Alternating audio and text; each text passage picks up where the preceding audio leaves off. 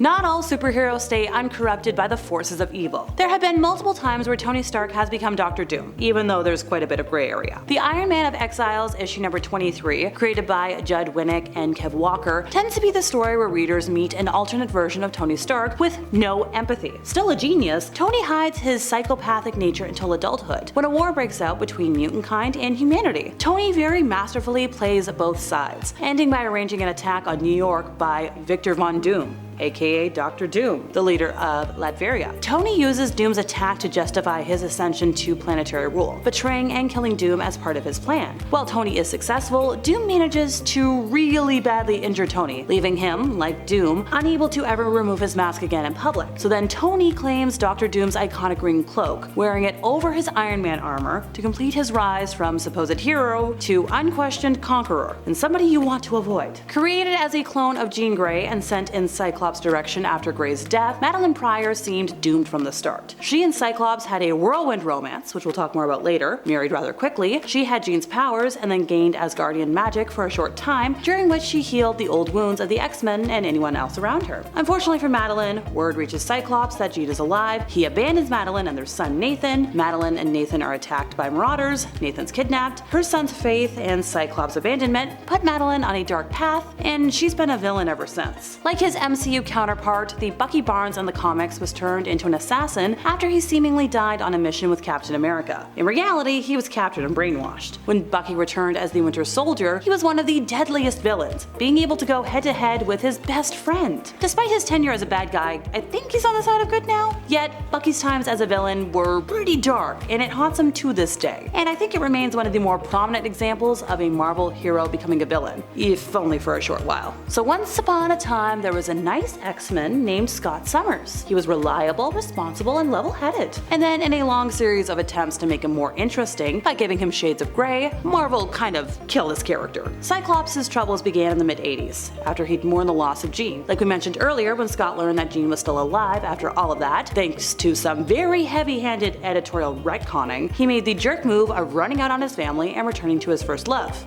Strike one. Years later, in an effort to save his son's life, he merged with Apocalypse, which left him a changed man even after he was restored. Undertaking one really bad decision after another, such as letting a new mutant kill her enemies, Scott was eventually possessed by the Phoenix Force, killed Xavier, and remade the world into a totalitarian state. When that crisis ended, he was sent to prison, but escaped and became a revolutionary, taking a hardline approach to doing whatever is necessary to aid mutants around the world. He even opened his own secret mutant training academy at an old Weapon X facility, which stood in contrast to the New York school now run by Wolverine, which carried on Xavier's original vision. Back in 2004, Wanda Maximoff had a nervous breakdown and launched a magic-fueled attack on the Avengers that nearly destroyed them. Ant-Man, Hawkeye, and Vision were killed, Avengers Mansion was destroyed, and the Avengers disbanded. It was known as Avengers Disassembled, and it paved the way for the launch of the new Avengers in 2006, with A-list characters like Spider-Man and Wolverine added to the roster. Look, in Wanda's defense, learning that the twin boys you had with your android husband were just magical constructs and not real, and that your friends erased your memories of them, I think that would send anybody over the edge. She later made mutants an endangered species. It was all retconned, of course, in order to allow Scarlet Witch back onto the team. Look, her offspring were brought back to life in Young Avengers, and everybody that died and disassembled was eventually restored to life in other titles. But yeah, Wanda did some damage. Superboy Prime, who debuted in Crisis on Infinite Earths as the Superboy of an alternate universe, our real-world universe if you can believe it, is a classic study of good guy gone bad. But at the end of the day, he was just a naive, immature brat who wasn't really ready for the expectations placed on him. Along with Superman and Lois Lane of Earth 2 and Alexander Luthor of Earth 3, Superboy Prime was sequestered in a pocket dimension at the end of that first crisis, as DC Comics' multiple dimensions collapsed into one. Years later, they escaped that dimension in Infinite Crisis, which is when things went bad. Under the manipulation of Alexander Luthor, Prime turned evil, killed the mainstream continuity Superboy, and nearly wrecked the entire multiverse. He stuck around for the duration, becoming ever more unhinged. He signed up with the Yellow Ring's Sinestro Corps, got imprisoned in the main power battery, escaped and caused so much more mayhem, and eventually found his way back to Earth Prime. There his parents had read about his dark deeds in the pages of DC Comics, and were understandably terrified to see him return. The last time we saw him, he was imprisoned in the Source Wall, at the edge of the universe by the Titans. Then the whole New 52 reboot happened, and I don't don't think he's been seen since. In a 1979 X-Men arc, Jean Grey became the Phoenix, a nearly omnipotent cosmic force. It went okay for a while, but you know that old line I mentioned earlier about what absolute power does? Dark Phoenix destroyed an entire star system and threatened the existence of the universe itself, so something had to be done. The X-Men tried their best, but in the end it was Jean herself who ended Phoenix's destructive binge. During battle, Jean's true personality managed to surface just long enough for her to take her own life, ending all of the horror and devastation. A few years later, Marvel folks were like, hey, we want her back. So that whole thing was retroactively changed so that the Phoenix was a separate entity that was possessing Jean, and that she had been at the bottom of the ocean in a cocoon, healing from injuries or something.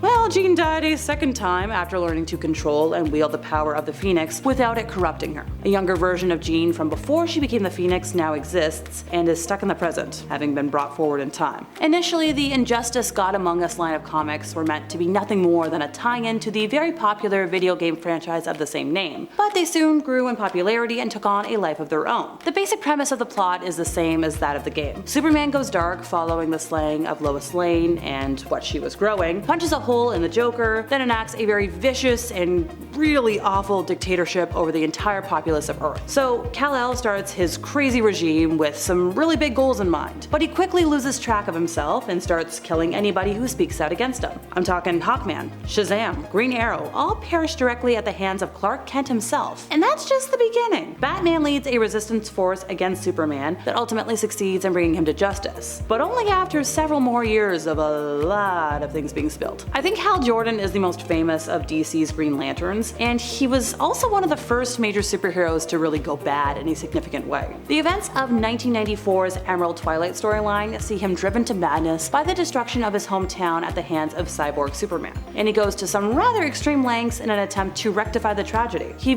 demands access to the entirety of the main power battery's energy, which results in a fight that sees him kill several Guardians and fellow Green Lanterns, including his best buddy. He succeeds in siphoning the energy, but not in resurrecting Coast City, leaving him as an ultra-powerful supervillain known as Parallax. That remains Jordan's status quo for a number of years before he turns face again, perishes, and then, we bring him back to life and we get that whole retcon. Because, oh yeah, no, Parallax is the fear-based entity controlling Jordan's actions, because we want to make sure he's not guilty. The Reed Richards of the mainstream Earth 616 universe is one of Earth's greatest heroes and greatest minds, but the ultimate version from the Earth 1610 universe, whole other situation. That Reed is also a founding member of the world's Fantastic Four, but then after he takes a much different and darker path. When Ultimate Mr. Fantastic breaks bad, he does so with the almighty power of science. He starts going by the Maker, uses his elastic abilities to grow his brain to disgusting proportions, and starts a cult, living inside a time-accelerated dome, all with the goal of making the world a better place, whether it wants to be one or not. These days, the Ultimate line of comics isn't really being published anymore, but the Maker's still around. He brought himself over to Earth 616 after Secret Wars. Well, that's all for today, folks. I've been Alexa. See ya!